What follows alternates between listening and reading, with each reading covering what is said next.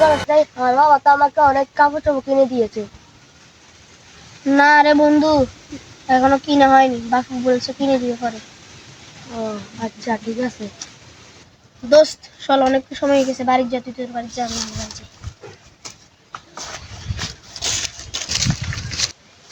শালা আমার বন্ধুরা সব জামা কাপড় কিনে ফেলেছে সুন্দর সুন্দর, আমার বাবা এখন আমাকে কিনে দেয়নি। এখন যাই বাবারা কইয়ে।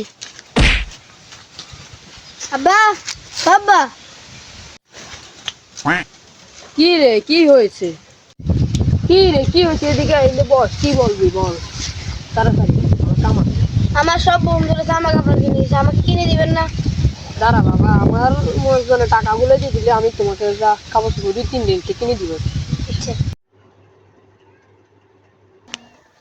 আজকে তো বহুত দিন হয়ে গেল, মহাজনের টাকাটা দিচ্ছে না। আমার ছেলেটা তো বহুত দিন কাঁদতাছে, ওর ঈদের মার্কেটটা করা লাগবে। আচ্ছা যাই মহাজনকে বলে আসি। মহাজন, টাকাটা দিতে পারবেন? আমার ছেলেটা কাঁদতাছে ঈদের মার্কেট করার জন্য। থাকলে বেশি দিন।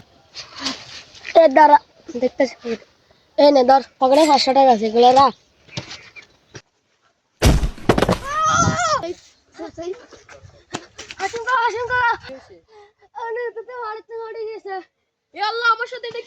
পরবর্তী ভিডিও আসবে খুব তাড়াতাড়ি।